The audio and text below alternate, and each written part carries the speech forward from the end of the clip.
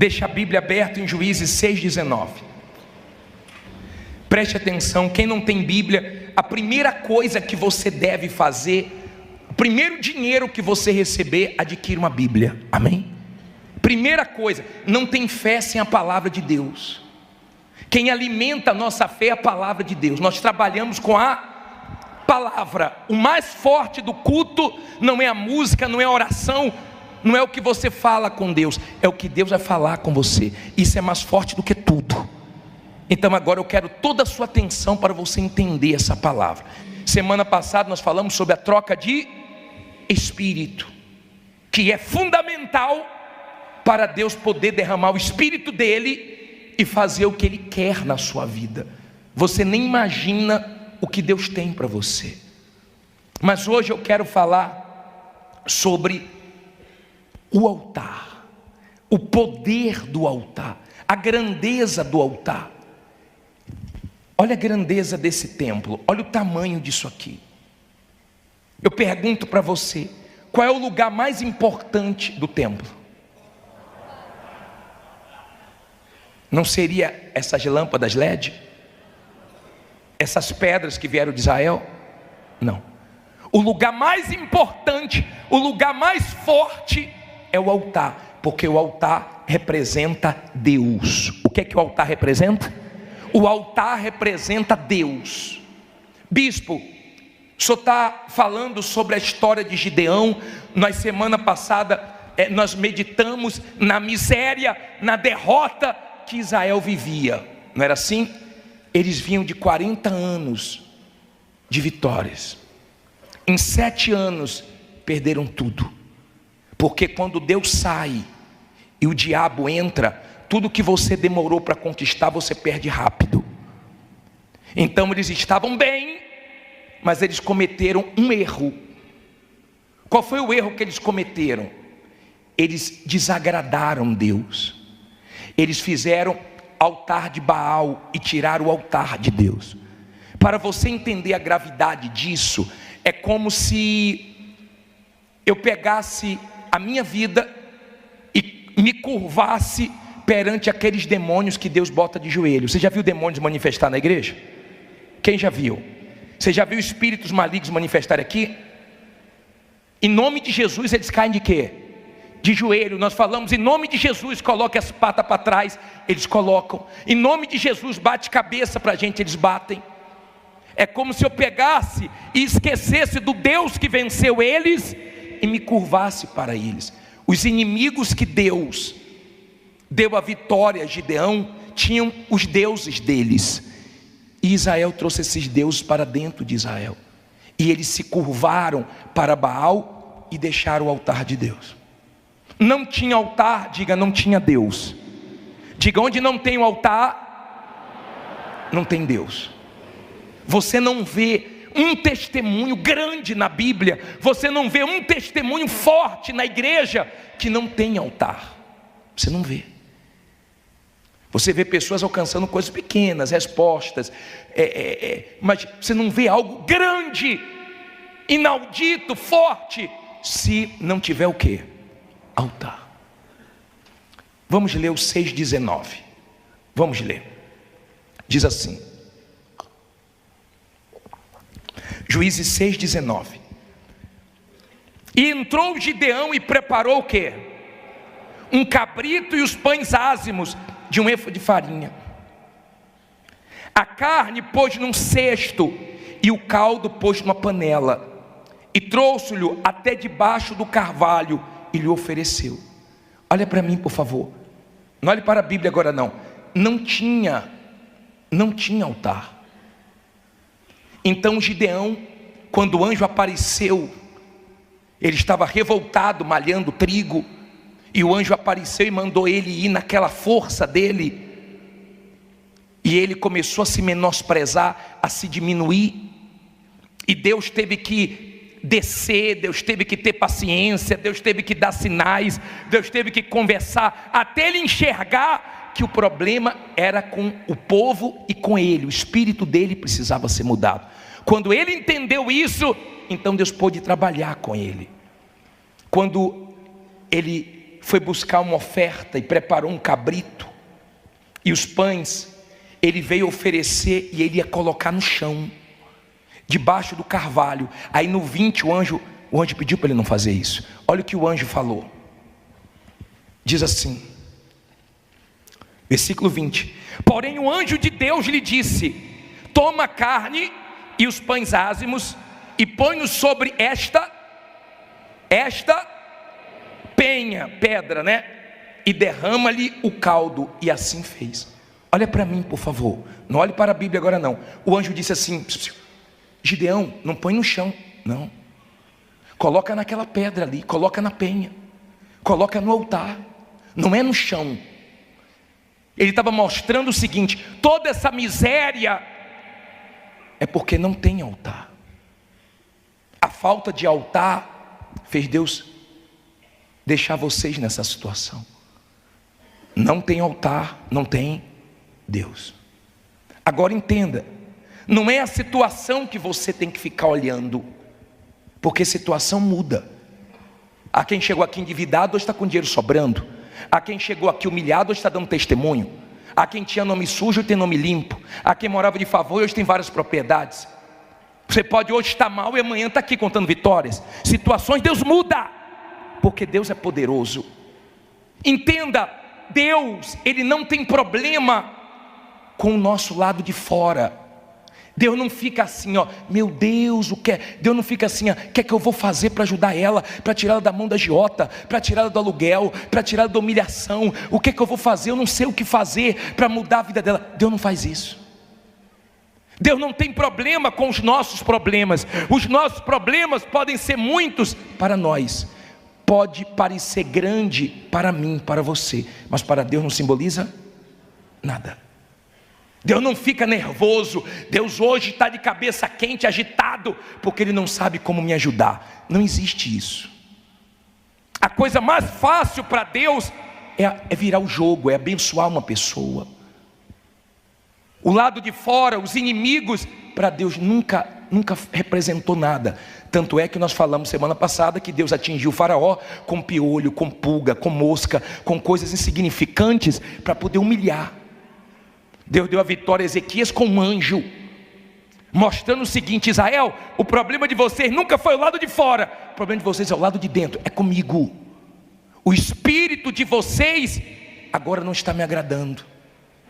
Nós somos do mundo da fé, nós cremos na palavra de Deus, e a partir do momento que você tiver o altar de pé, você vai ver que Deus continua o mesmo. Amém? Ele continua o mesmo. Não olhe para as circunstâncias, porque as circunstâncias de Deus mudam, as circunstâncias de Deus transforma. Agora entenda, no capítulo 6, no versículo 26, diz assim, 6:26, olha o que Deus pede para ele. Olha o que Deus pede. Juízes 6:26. E edifica ao Senhor teu Deus o quê? Um altar no cume deste lugar forte, num lugar conveniente, e toma o segundo boi e oferecerás em holocausto com a lenha que cortares no bosque. Olha para mim, por favor. Deus falou para Gideão: agora vai para o monte, porque vocês estão se escondendo no monte. Monte não é lugar de se esconder, monte é lugar de resposta. Vocês estão no lugar certo, fazendo a coisa o quê? Errada. E tem gente que chega na igreja, mas não chega no altar.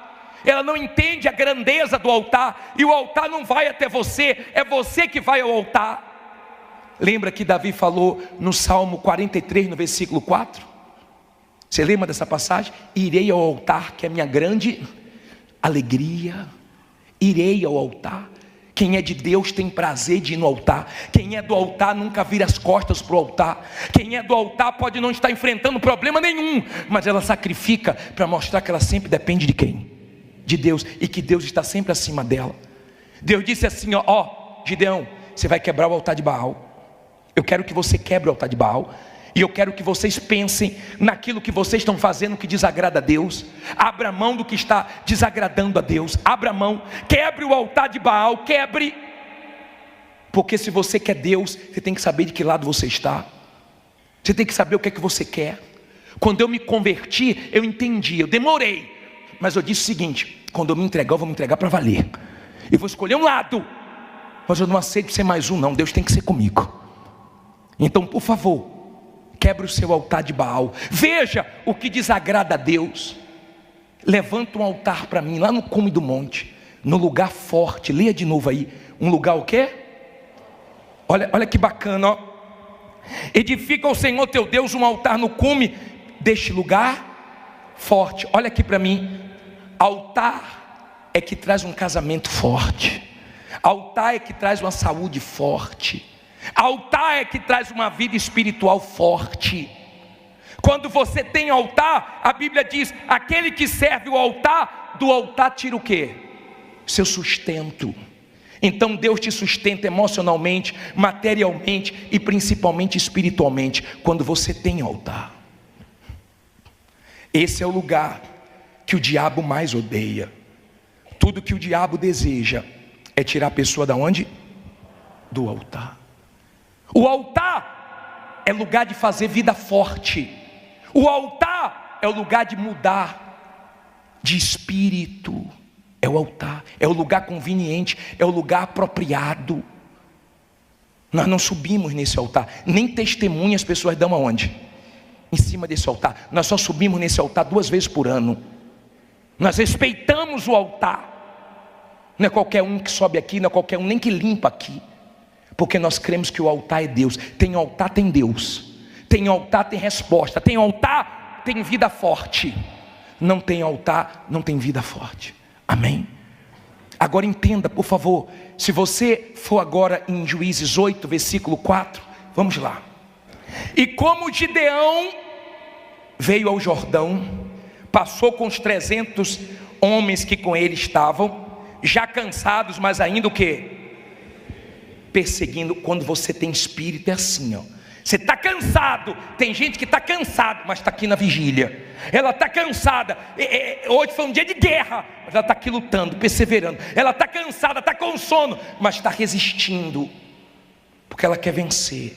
Amém? E Deus vê o nosso espírito, ou não?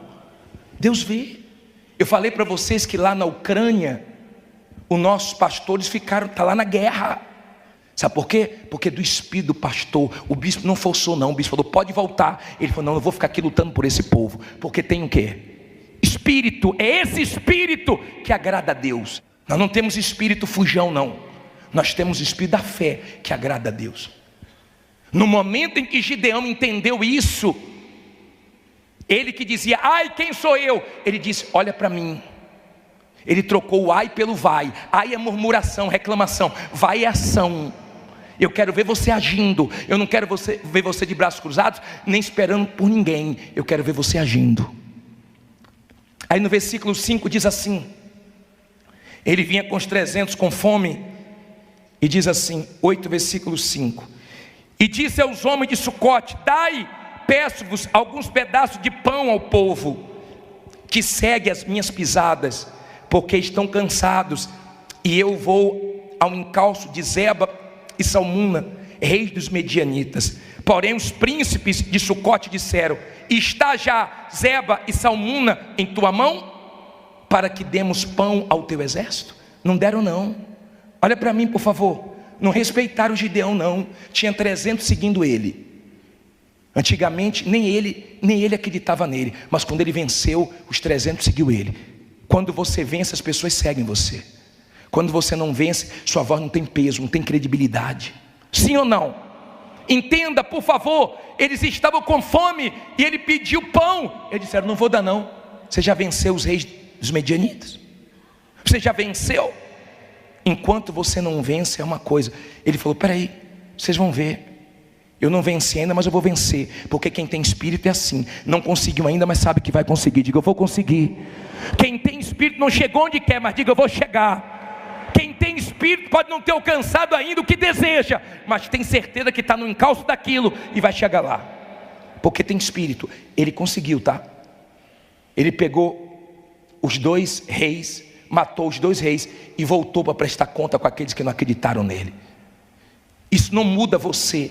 Quando você tem espírito, você não é uma velhinha que sopra e você apaga. Você é aquela brasa que quando assopram, você se acende. Quando te humilha, você fica mais aceso. Quando não levam fé em você, você vai em frente. E você mostra para essas pessoas que Deus é contigo. Quando você tem espírito. Quando você não tem espírito, você é fraco. Quando você tem espírito, meu caro, as humilhações é tudo vitamininha que vai te fortalecendo. É tudo vitamina no seu sangue. Agora quando você não tem espírito, você murcha. Ele disse, não tem problema não, vocês vão ver que eu vou vencer, e depois eu volto para a gente prestar conta. Agora eu vou te ensinar mais uma coisa. Vá no capítulo 7, no versículo 20. 7, versículo 20. Diz assim. Juízes 7, versículo 20. Assim tocaram as 3 campainhas, as trombetas, e quebraram que? Os cântaros, e tinham nas suas mãos esquerdas as tochas acesas, e nas suas mãos direitas as trombetas, para tocarem, e clamaram. O que é que eles clamaram? Fala alto. Espada do Senhor e de Gideão. Peraí, olha aqui para mim. Mas eles não foram para a guerra com espada. As armas que eles usaram foram 4. Primeira arma, altar, Deus. Quem tem Deus pode ir para qualquer guerra que ela vence. Quem tem Deus pode ser pequeno que vence os grandes. Quem é Deus quem está com Deus faz a diferença. Eles tinham altar, eles tinham Deus. Segundo, a trombeta. Sabe o que é a trombeta? É isso aqui, ó. A palavra que a gente anuncia. Nós estamos tocando as trombetas. Nós estamos passando vida. A palavra de Deus é espírito e vida.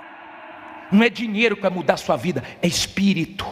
Quando você tem espírito e o espírito de Deus, meu caro, dinheiro, vitórias, patrimônio, tudo isso é consequência, porque você mudou do lado de dentro. Compreenda, por favor, o altar é Deus, a trombeta é o quê? A palavra. E o cântaro, bispo? O cântaro, os cântaros somos nós, que eles quebraram o cântaro.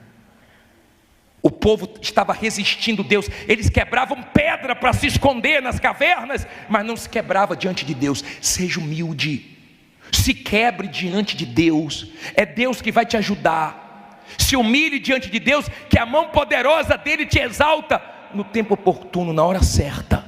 Seja humilde, conte com Deus, dependa de Deus. Amém? Quando você se quebra diante de Deus, você pode estar na pior situação, Ele te abençoa. Agora, por último, eles tinham o que na mão? Fogo. Esse fogo é o Espírito Santo. Quando você muda de espírito, Deus derrama o Espírito dele na sua vida. Sem o Espírito Santo, você pode estar cheio de dinheiro que você é pobre, mas com o Espírito Santo, as suas vitórias são consequência. Você pode, com o altar, com a trombeta, que é a palavra, com o espírito quebrantado diante de Deus, com o fogo do Espírito Santo, você pode ir para qualquer guerra, que no final você vence. Quando você tem espírito, você tem força nos momentos mais difíceis da sua vida. Você crê no que ninguém crê, você acredita no que ninguém acredita. Você pode estar enfrentando qualquer desafio, qualquer um entra em desespero, mas você está na fé, porque é do seu espírito.